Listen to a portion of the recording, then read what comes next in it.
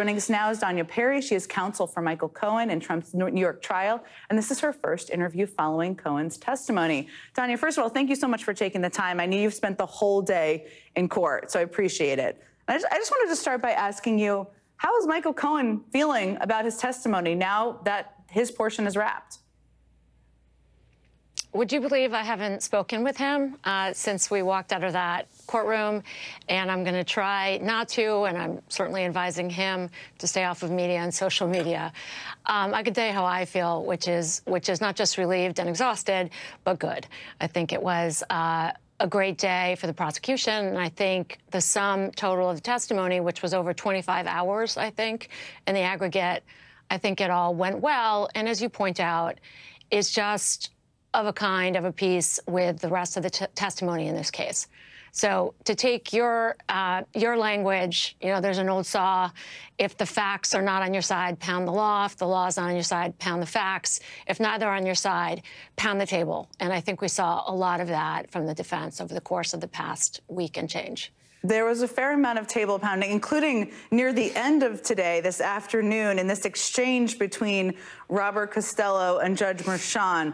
What did you make of that? We know what their objective was, but what did you make of that and kind of the impact on the case? Well, we had hightailed out of the courtroom and the courthouse by then, but from all accounts, look, this is also very much in line with what Michael has testified to and the reason why he did not trust Bob Costello. And so, as Judge Merchan apparently said at sidebar, the behavior bordered on contemptuous, legal term, and I think not overly surprising given what we've heard from the witness stand. I mean, his objective, of course, was to add to the effort to discredit your client, Michael Cohen. Years ago, he waived his attorney-client privilege when it comes to Robert Costello. Do you regret that? Should he regret that? I don't think there were any blows that landed. I think Michael testified exactly what that relationship was and why he stayed at arm's length from Bob Costello. And I think the jury saw that on full display today.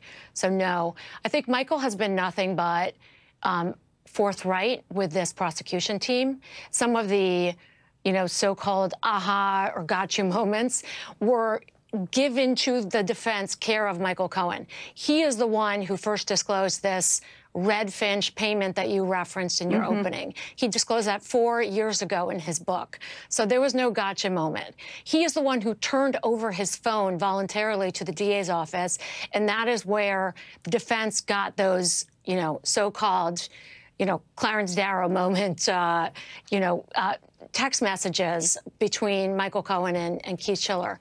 So all of this has been, again, part and parcel of Michael Cohen providing information, trying to be cooperative, meeting with the DA's office dozens of times, as he testified to. And so I think all of this is very much in keeping with, you know, the top line, and the takeaway here is that he has made his peace with his admittedly checkered past and has decided to turn his loyalties away from Mr. Trump and towards his family, his country, and to be cooperative and to be truthful as of the time he made that decision. And he was also truthful about the many lies and mistakes he's made along the way. To your point, he kind of volunteered, even during testimony, a number of he wasn't pushed terribly hard on some of the specifics, including the $30,000. You're a criminal defense lawyer. I want to ask you about some of their strategies here, because they never cross-examined Cohen about a lot of parts of his earlier testimony, including the crucial Trump Tower meeting, as well as his visit to the White House. Why do you think they skipped over all those topics? Well, I want to first say hats off to the prosecution here. I thought Susan Hoffinger did a masterful job doing what we call drawing the sting and front-loading a lot of that damaging information. And so I think there were moments where Todd Blanche was a very old friend of mine, and so I'm not going to say much other than he probably felt there was only damage he could do by going back to it and revisiting it. And so I think there was that.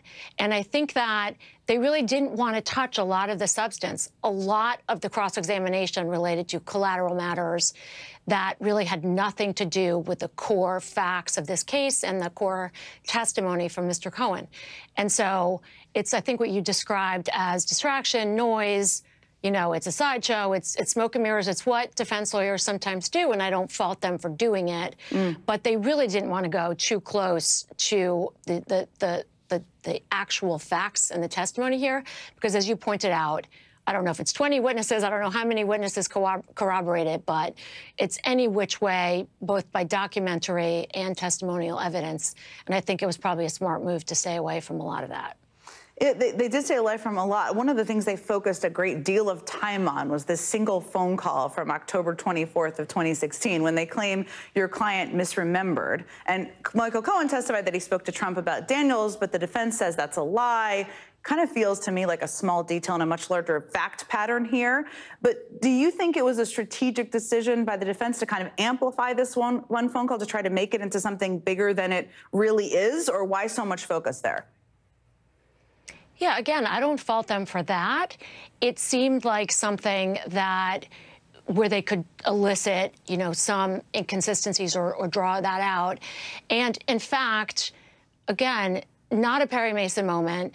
This was a a minute and 36-second conversation.